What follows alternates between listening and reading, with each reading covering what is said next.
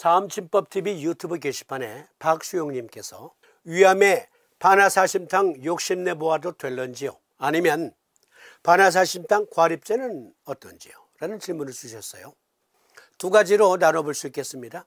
즉 위암에 반화사심탕이 도움이 되겠는가? 라는 질문과 만약에 도움이 된다면 탕약 아니더라도 과립제도 괜찮은가? 라는 질문이에요. 네, 과립제 쓰셔도 돼요. 그런데 박수용님, 고방요약 책 가지고 계신 걸로 알고 있어요. 고방요약에 보면 반화사심탕 어떻게 설명되어 있습니까? 제목이 그렇죠. 반화사심탕증, 모든 위암에 반화사심탕이 유효한 게 아니고요.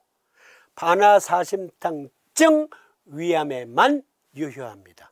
반화사심탕을 써야만 낫는 위암, 이것을 가리켜 반화사심탕증 위암이라고 말하는데, 그러면 반화사심탕증 위암은 어떠한 특징들이 있을까요? 먼저 위암의 초간단 요약부터. 위는 음식의 소화를 돕는 위액을 생성한 다음 영양소 흡수를 위해 음식을 장으로 전달합니다. 암성종양은 일반적으로 위와 식도 하부에 있는 세포가 비정상적으로 성장하고 종양을 형성할 때 발생합니다. 정상적인 위벽의 상태가 이상한 형태로 변하기 시작했다. 위암의 전조 증상. 위험 요소들 헬리코박터 파이로리, 기타 소화기 암, 과도한 염분, 성면, 대표적인 게 스레트입니다. 스레트. 이것은 성면뿐만이 아니라 유해한 환경에 노출이 되면 다른 종류의 암도 발생할 염려가 높아집니다. 위험도가 높아져요. 림프종, 위장 폴립, 용종이라고 하죠. 암은 아니에요. 폴립이 생겼어요. 위, 소장, 대장 등등에 코 속에도 생기죠. 그런 게 암으로 발전할 수도 있다. 앱스타인바 바이러스, 비만, 유전적 요인, 흡연, 술 등등도 암의 원인으로, 아주 중요한 원인으로 간주됩니다. 증상을 살펴보겠습니다. 소화불량, 속쓰림, 부푼 느낌, 복부 팽만감, 복통, 메스꺼움 및 구토, 피 묻은 대변, 황달을 보이는 노란 눈과 피부, 피로, 갑작스러운 체중 감소, 고도 비만 또는 비만인 어떤 사람이 식사는 잘 하는데도 불구하고 언제부터인가 뱃싹뱃싹 마르기 시작해요. 그래서 혹시 당뇨병? 해서 검사를 받아보니까 당뇨병은 아닙니다만 위암이 의심됩니다. 그럴 수 있어요. 식욕부진, 변비 또는 설사 등등 전조 증상 또는 수반된 증상들이에요. 위암의 단계를 살펴봅니다. 1단계, 2단계, 3단계, 4단계. 1기, 2기, 3기, 4기. 1기. 종양의 성장은 식도 또는 위 내부에 윤곽이 드러나는 조직의 최상층으로 제한돼서 나타나는 위암. 1기. 2기. 2단계에서 암세포는 식도 또는 위벽의 근육층으로 더 깊게 퍼졌고 림프절로 퍼졌을 수도 있습니다. 3기 암세포는 일반적으로 식도와 위의 모든 층과 더 많은 림프절로 퍼집니다. 4단계 즉 4기 이름하여 말기. 이것은 암세포가 신체의 먼 부위와 기관으로 퍼진 악성 단계입니다. 말기 단계입니다. 위암 하나만 있었는데 아니 간에도 암세포가 발견됐대. 조직 검사해 보니까 간에서 전이 된 거예요. 이럴 때 간암이라고 부르지 않습니다. 위암이라고 불러요. 폐로 또 전이 됐어요. 폐암이 아니에요. 위암. 대장, 소장, 직장 이런 곳으로 전이가 되었어요. 모두 다 위암입니다. 만약에 위에서 분가하는 것이라면. 그런데 5곳, 6곳, 7곳에 번졌어도 그것은 최종 단계는 4기라고 해요. 이름하여 말기. 말기까지 이르기 전에 치료해야 되겠죠. 말기에 이르기 전에. 그러니까 우리 방송 혹시 시청하시는 분들 중에 위암이다 또는 가족 중에 위암이다 하는 경우 아직 초기 단계예요. 그러면 병의원 치료를 받으시되 한약 또는 사암침 꼭 적용하시기를 권해드립니다. 특히 사암침은 아니 자석 하루에 100~200원이면 되잖아요. 병원 치료는 받으세요.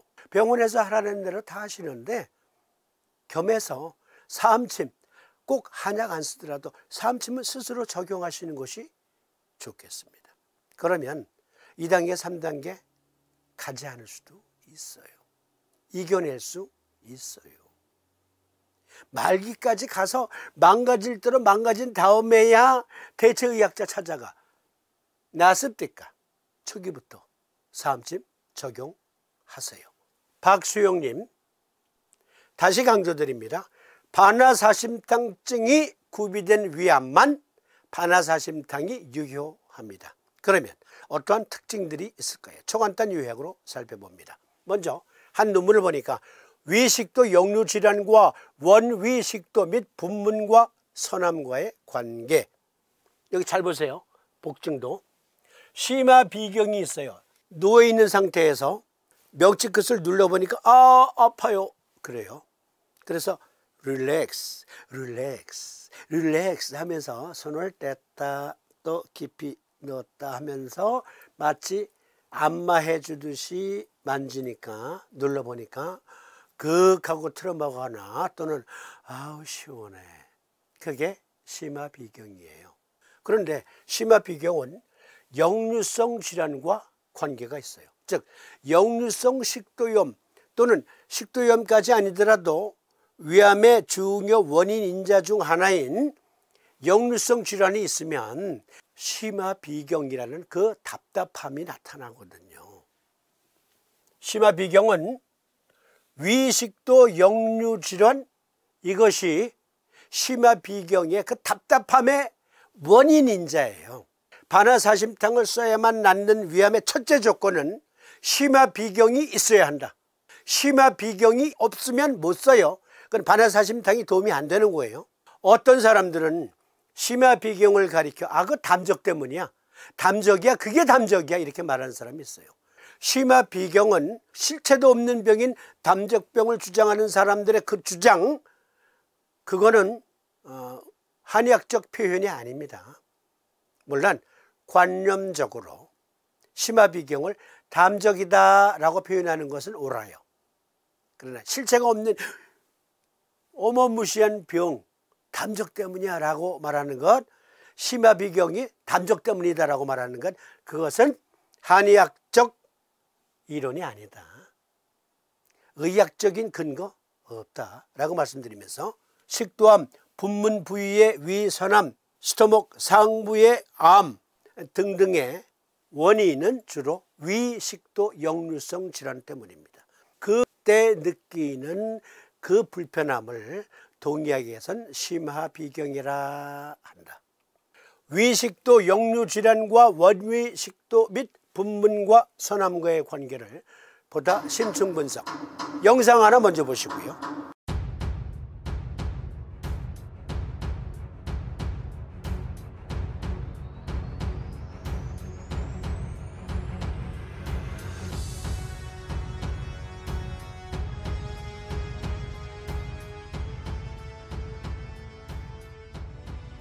What exactly happens in our stomachs when we eat? Even before we have taken the first bite of a meal, the brain sends impulses to the stomach. These impulses start the production of secretions in the stomach, and the upper part of the stomach, which acts as a reservoir, expands. The food passes into the stomach through the cardia at the stomach entrance. This is a muscle that acts like a valve, closing the top of the stomach. The top part of the stomach, the fundus, is where food and the air that we swallow with every bite is collected. This is where the stomach volume starts to adapt. The fundus is an extremely adaptable structure. The more food goes into the stomach, the more it actively expands. In the middle part of the stomach, called the body, gastric juice is produced and mixed with the mass of chewed food. The main component of gastric juice is gastric acid. This eliminates bacteria in the food and also helps to prepare the food for the following stages of digestion. The muscular contractions of the stomach wall churn the food mass and mix it with gastric juice. 3 contractions per minute move the food mass back and forth. After a certain time, the contents of the stomach are adequately broken down and mixed, and are passed in small quantities into the intestine via the pylorus. As the stomach empties, it gradually returns to its previous size. Bayer. Science for a better life. 네, 방금 보신 영상은 바이엘사, 여기에는 베이어라고 말하네요. 네, 베이어사에서 만든 영상인데요. 위장의 기능을 설명하는데 이것은 두 단락으로 제가 나누었어요. 전반부 단락은 생강사심탕, 감초사심탕증 토론할 때 다시 인용할 거고요. 후반부 영상엔 제가 자막을 더 추가해서 이렇게 편집했습니다. 보시고 심화비경이란 무엇인가? 박수영님 잘 봐주세요. These impulses start the production of secretions in the stomach, and the upper part of the stomach, which acts as a reservoir, expands. The food passes into the stomach through the cardia at the stomach entrance. This is a muscle that acts like a valve, closing the top of the stomach. The top part of the stomach, the fundus, is where food and the air that we swallow with every bite is collected. 네, 반화사심탕증의 심화비경의 원인은요, 여기 분문, 즉 카디아라는 곳은 음식이 위로 다 들어갔어요. 즉 식사를 다 마쳤어요. 그러면 꽉 조여서 닫는단 말이에요. 클로즈, 닫는다고요. 그런데 이 상부 소화관 이쪽에는 가스가 차요. 그래서 압력이 증가할 수 있어요. 그래서 더더욱 꽉 조이는데 이 압력이 최대 5배까지 증가하면 이 밸브가 열려요. 열리면서 구토, 트림, 구역질 등등이 나타날 수 있어요. 그런데 이때 위산이 섞인 음식물이 식도로 올라왔다가 역시 어거지로 내려가 해서 내려가서 다시 이것이 반복하다 보면 식도가 상해요. 그러면 변성이 일어납니다. 그러면 그것이 식도암의 원인이에요. 그리고 이곳에 생기는 암 대부분은 여기 압력이 증가함으로 인해서 역류성 질환이 가장 큰 원인으로 작용합니다. 그것이 동의학 용어로 심화비경. 심화비경, 분문의 압력이 평소보다 5배 이상 증가할 때 역류성 식도염이 발생할 수가 있고, 그때 여기 명치를 눌러보면 답답해. 아니 자각적으로도 답답해. 이것이 심화비경. 그러면 심화비경은 역류성 질환은 어떠한 형태로 조직을 변성시킵니까? 바렛 에스파구스, 즉 바렛 식도라는 표현이 있어요. 의학 용어예요. 식도가 변성이 됐어요.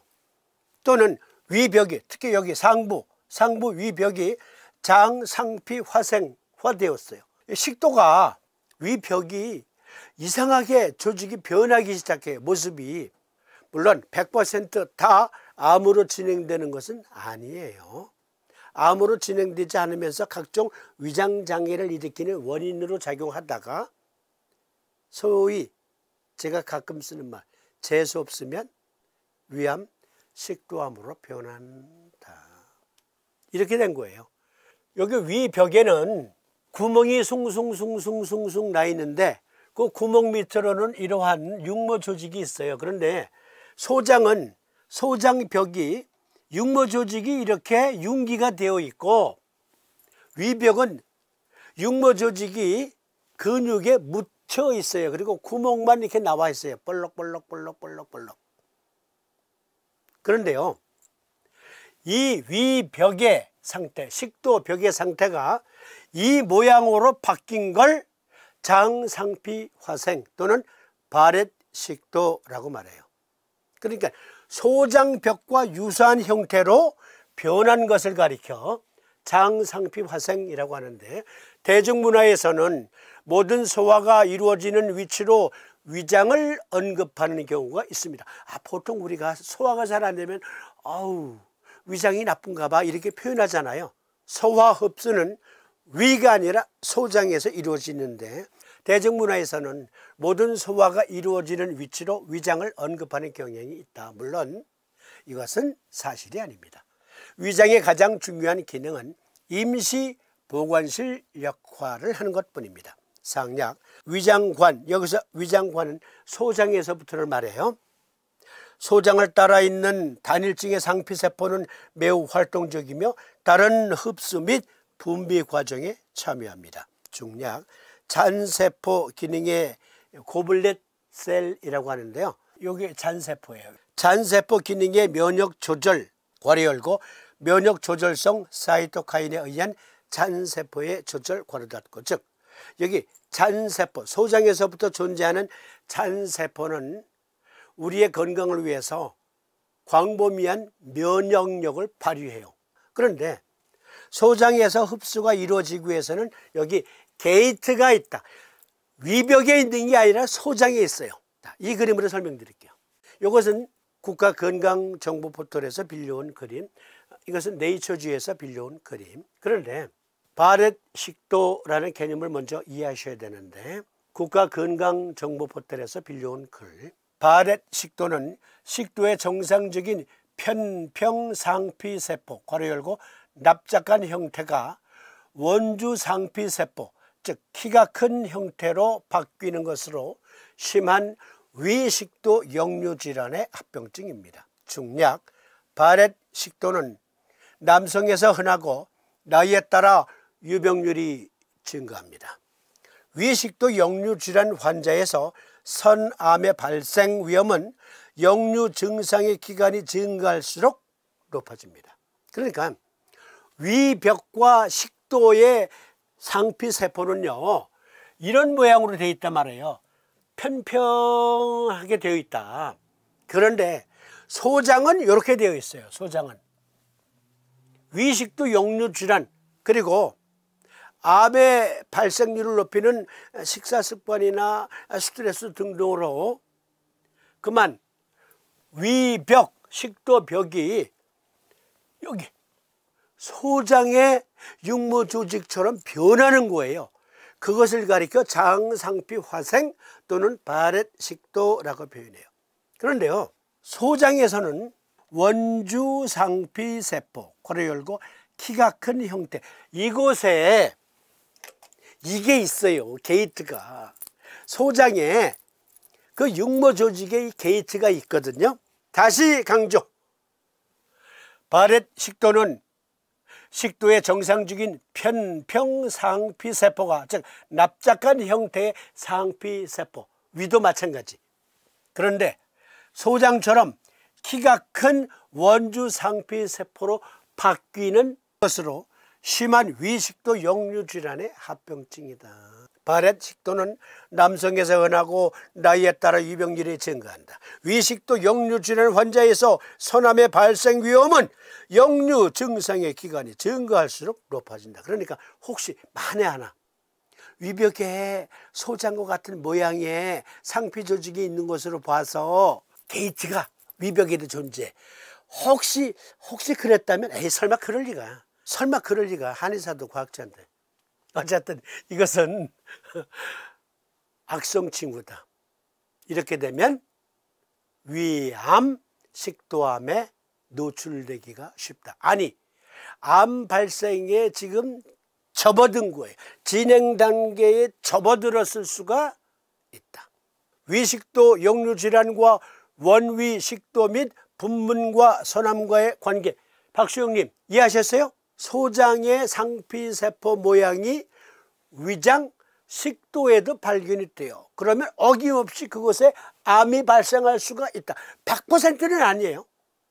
100% 다 암으로 진행되는 건 아니지만 확률이 매우 높다. 그러니까 박수영님, 반화사심탕을 써야 될 위암, 식도암 등등은 그렇죠. 심화비경이라는 그 진단이 나와야 돼. 심화비경이 없으면 반화사심탕증 아니다. 이해하셨죠? 그러면 심화비경이 없는 암은 무엇으로 치료해요? 그것은 시리즈로 또 계속 엮어드릴게요. 중간중간에. 어쨌든 반화사심탕 심화비경이 반드시 확인된 암에만 쓸 수 있다. 그러면 반화사심탕과 함께 쓸 수 있는 자석사암침, 사암침법은 두 가지 방법이 있습니다. 하나는 설사와 구토가 심한 상태에서 심화비경을 갖고 있어요. 그런 상태에서 위 또는 식도암이에요. 그러면 비정격, 간정격 같이 놓으시는 거고요. 양쪽에 다 놓으세요. 그런데 반화사심탕증의 심화 비경과 함께 중요한 복증 중에 하나인 눌러보니까 물주머니 같아. 뱃속에 물이 많아. 그러면 위정격, 간정격을 씁니다. 이것은 이어지는 시간에 상세히 여러분들과 함께 토론해 보겠습니다. 끝으로 지난 6월달 우리 방송 제작에 힘을 보태주신 분들, 고마우신 분들 크레딧으로 올려드리면서 오늘 시간 여기서 마치겠습니다. 시청해 주심에 감사드립니다. 고맙습니다.